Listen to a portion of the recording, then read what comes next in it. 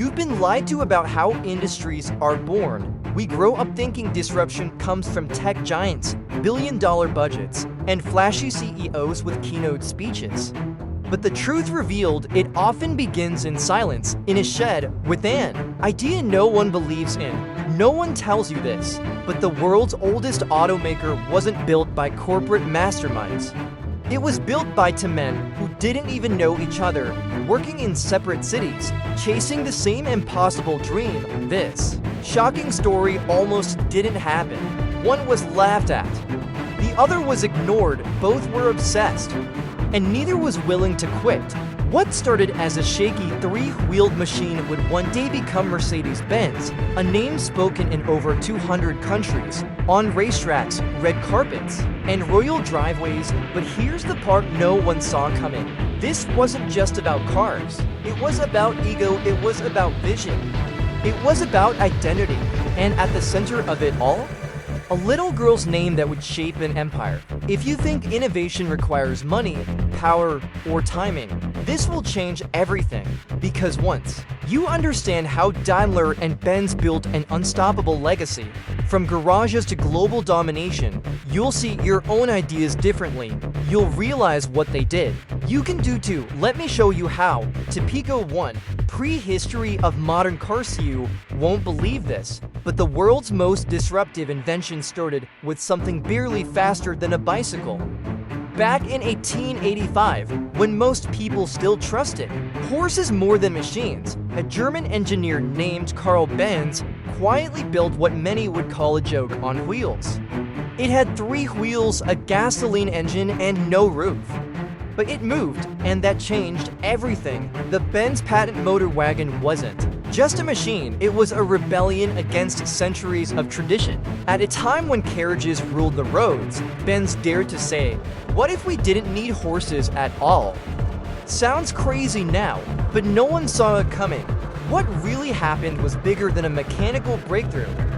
Benz wasn't just fighting gravity, he was fighting people's belief systems. His invention wasn't taken seriously. Even his own wife, Bertha, had to prove it worked by secretly driving it over 60 miles with her sons. Imagine that. No highways, no gas stations, no AAA.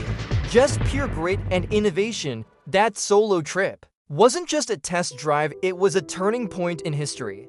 And yet, while Benz was quietly changing the future, he wasn't the only one. On the other side of Germany, another mind was racing toward a similar dream. Gottlieb Daimler, along with his genius partner Wilhelm Maybach, were tinkering in a greenhouse behind their home. No one knew it yet, but what they were building would become the beating heart of future vehicles. Their approach: build the most powerful small combustion engine ever and put it on anything that moves. Boats, bikes, carriages, nothing was off limits. The truth revealed here is, innovation often looks like obsession until it works. Now here's where it gets shocking. Daimler and Maybach installed their engine in a wooden carriage, and just like that, Germany had to competing prototypes of what we now call a car. No meetings, no collaborations, just two teams who didn't even know the other existed, building the future in parallel. This hidden lesson: innovation doesn't wait for permission, it just happens. And it often happens in silence, far away from the applause. If you've ever felt alone in your ideas, remember this: Benz and Daimler both worked in isolation, yet shaped the same destiny. This kind of parallel innovation is rare, but powerful. Their paths hadn't crossed yet, but the fire had been lit.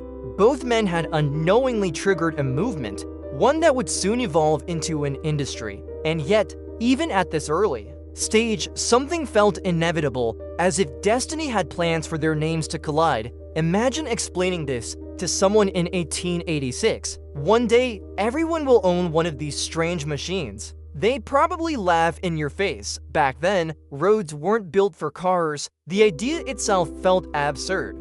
The speed, a laughable 10 to 16 kilometers per hour. But the impact, unmeasurable.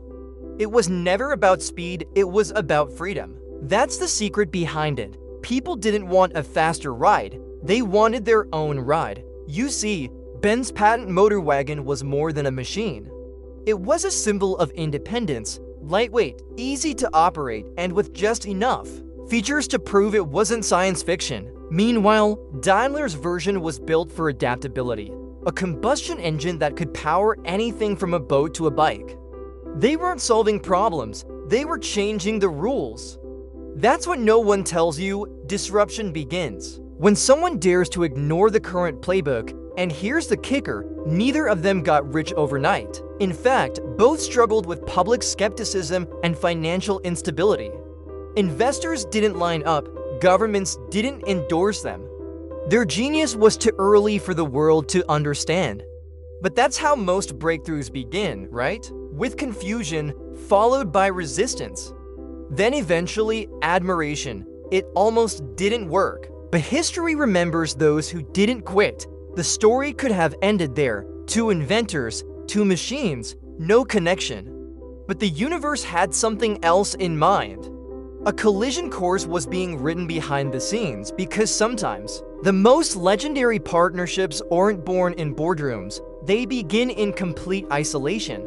What happened next? Oh, that's the part that no one saw coming. Topico 2 to visionaries walking separate but similar paths. What no one tells you is that two of the greatest minds in automotive history never planned to work together. And for years, they didn't even know the other existed. Karl Benz was in Mannheim, Gottlieb Daimler was in Cannstatt. Different cities, same dream. They were like two parallel comets blazing across the sky, unaware they were headed for the same constellation. It's a shocking story of innovation without collaboration, at least not at first. Because while their inventions shared DNA, their paths remained uncrossed. Until fate stepped in. Benz was more of a solo operator, obsessed with mechanics and precision. Daimler, he had Maybach, a genius in his own right, who brought technical magic to the table. Think of them like Tesla and Westinghouse, each wired differently, but driven by a shared madness. They weren't racing each other, they were racing time. Each believed that if they could just prove their concept worked, the world would follow. But no one saw it coming. Two revolutions unfolding in silence. Daimler's workshop buzzed like a mad scientist's lab. Engines on tables, schematics on walls, and a vision so ambitious it felt impossible. His dream to create a universal engine that could power anything, cars, boats, even airships. Meanwhile, Benz stayed laser-focused. He wanted to perfect the personal vehicle. His goal wasn't scale, it was reliability. Both men were right, both men were misunderstood. This changed everything about how we think of competition. And that's the secret behind it. True disruption doesn't need coordination, it just needs conviction. Daimler and Benz were proof that you don't have to work together to change the world. You just have to keep moving. Think about that next time you're stuck waiting for the perfect partner. The truth revealed here is powerful. Sometimes the right ideas are already being born, just in different garages. Eventually, their paths began to echo one another. Not through letters or meetings, but through results. Daimler's motor was gaining interest, Benz's car was hitting the road. Customers started to whisper, "Have you seen this?" Engineers raised eyebrows, investors took notes. The seeds of something bigger were being planted. And though neither side knew it yet, a fusion was inevitable. It almost didn't happen, but when it did, it would rewrite industrial history. By the 1920s, the auto industry was growing fast. But so was the competition. The world was recovering from war, and economic pressures were mounting. For Daimler and Benz, now leading separate empires, survival demanded bold action. The hidden lesson here: legacy alone doesn't guarantee longevity. You've got to evolve, and sometimes that means letting go of ego. In 1926, something unimaginable occurred. A merger. Daimler Motoren Gesellschaft and Benz and C officially joined forces, forming Daimler-Benz. Just like that, two giants became one, and Mercedes-Benz was born. No one saw it coming, but it was the smartest move they ever made. Think of it as two titans setting aside their pride to create something even greater, and it worked. Suddenly, they weren't rivals, they were teammates. The result? the world's oldest automaker, and here's what really happened. That merger wasn't just strategic, it was visionary. It sent a message to every other player in the game. We're not just building cars, we're shaping the future. From that point on, Mercedes-Benz wasn't just a brand, it was a standard. A symbol of what happens when bold ideas meet bold humility. If you've ever wondered how to build something that lasts, take notes from this playbook. But don't be fooled, this wasn't the end of the story. In fact, the real momentum was just beginning. Because now that the dreamers had joined forces, the question shifted: how do you turn a brilliant machine into a global movement? What came next would take everything they'd built and drive it further than anyone thought possible. Pico 3, core features that accelerated successors. What no one tells you: people didn't fall in love with cars because they were fast. They fell in love because, for the first time, they were free, and that freedom came from details that most overlooked, the small features that made driving not just possible, but personal. The Benz patent motor wagon was light enough for one person to maneuver.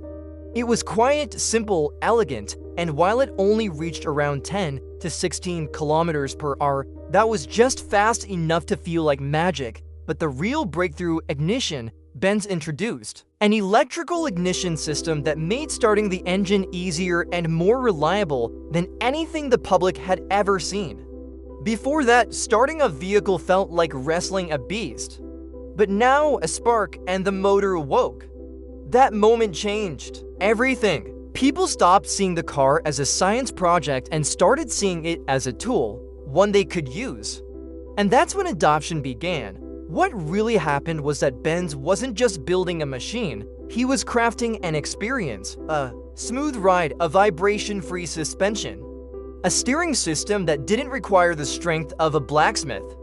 These were features that no one else had, and they mattered more than horsepower. The hidden lesson here: comfort accelerates adoption. People don't want to fight the future, they want it to fit. Meanwhile, on Daimler's side, the innovations came fast and furious.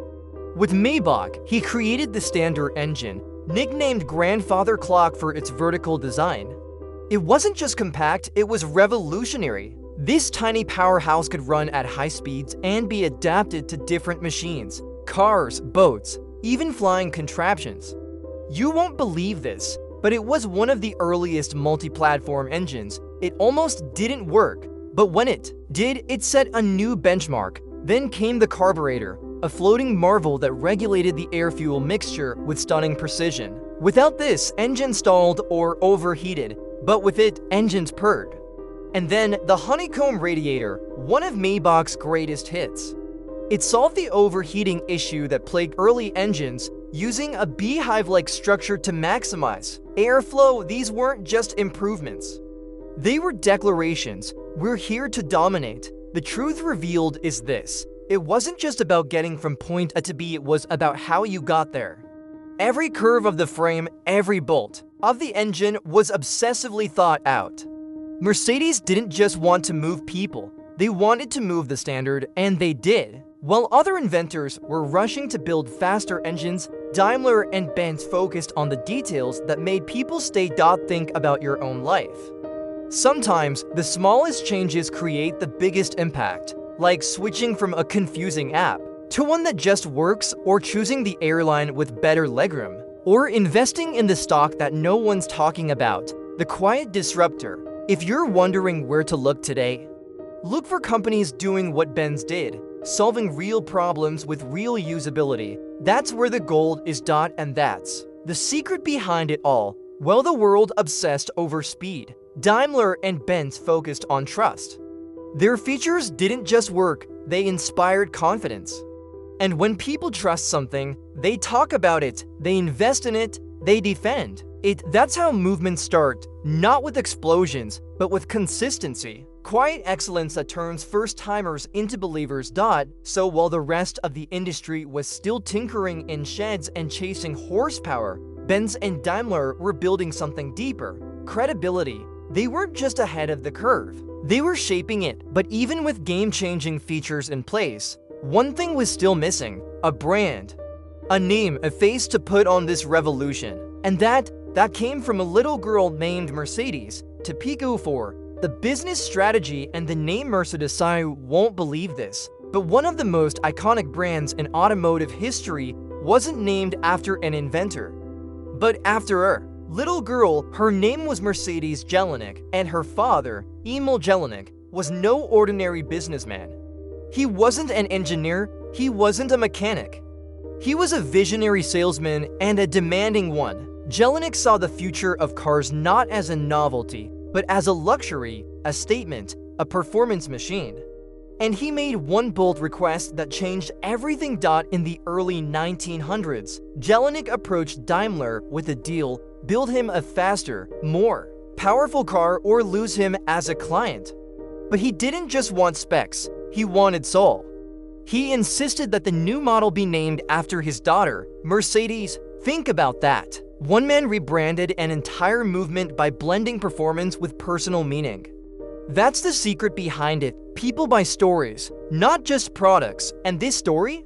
It had horsepower and heart. The result was the Mercedes 35 PS, a beast by early 20th century standards. It wasn't just faster, it looked different. Longer frame, lower center of gravity, more stability. This changed everything. Gone were the buggies with motors slapped on. This was a true automobile, sleek, bold, modern. It wasn't built for roads. It was built to lead them. The moment it hit the public eye, the industry took a sharp turn toward performance and prestige. Here's what really happened. Mercedes became the name everyone wanted to drive. Jelinek wasn't just a customer anymore. He became an ambassador. He entered races, won trophies, and told the world, this is the future. The Mercedes 35 PS wasn't just a car. It was a marketing machine. No one saw it coming. A child's name turned into a global symbol of speed, elegance, and status. That hidden lesson? Emotion sells. While other companies focused on function, Mercedes-Benz tapped into feeling, pride, power, personality, and Jelinek was the genius who understood that. He didn't invent the car, he reinvented how we sell it. In today's terms, he was the first influencer, the first brand ambassador, the first to say, make it beautiful or don't bother, and it worked. Demand exploded. The name Mercedes became synonymous with innovation, design, and performance. And Daimler finally saw what Benz had always believed. A car isn't just transportation. It's identity, it's status, it's you. That shift in mindset turned Mercedes from a manufacturer into a movement, and movements? They build empires. Think of Apple naming the iPhone Sarah or Tesla calling a new model Ava. That's how bold Jelinek's move was. And it paid off in ways no one predicted, because when people feel emotionally connected to a product, they don't just buy it, they believe in it, and belief, that's priceless. That's what really drives loyalty. But here's the twist. Jelinek eventually faded into the background. As the company grew, the girl's name lived on, but the man behind the brand stepped aside. Still, his impact was eternal. Without his vision, Mercedes might have stayed an engine company. But thanks to him, it became a luxury dynasty. And this is something every entrepreneur today should learn. Great products speak, but great brands sing. And yet, even with the perfect name and revolutionary design, Daimler and Benz weren't done. Because building a world-class car is one thing. Scaling it across the globe, that's a whole different game. What they did next would take the Mercedes name and launch it into every continent. To Pico 5, continuous innovation and global growth. Here's what no one tells you. Building a brilliant product is only the beginning. Scaling it is where the real war begins. After the success of the Mercedes 35 PS, Daimler and Benz could have slowed down, rested, celebrated, but instead, they did something most companies never dared to do. They pushed harder. They reinvested, reimagined, reinvented. They didn't just want to sell more cars. They wanted to reshape how the world moved. In 1894, Benz introduced the Benz Velo, the first car produced in series. That move, it changed everything suddenly. Cars weren't just for the elite, they were becoming accessible. Think of it like Apple moving from the Mac to the iPhone. Same vision, wider reach. The Velo may not have had the power of the 35 PS, but it had scalability, and that's where the magic happens. The hidden lesson here? Reach beats rarity if your system allows it. While others were stuck building prototypes, Daimler and Benz built infrastructure, factories, supply chains, dealerships. They understood that without scale, innovation dies. So they expanded into buses, then trucks, and soon airplanes. You won't believe this, but by the early 20th century, they weren't just automakers, they were mobility architects. This changed everything: roads, skies, cities. They didn't just move in them, they defined them. And here's the shocking story most people forget. During World War I, their engines were powering planes. During the 1920s and 30s, their trucks built economies. And post-World War II, they helped rebuild nations. Mercedes-Benz became a name whispered in war rooms and boardrooms, not just a car, a backbone of modern logistics.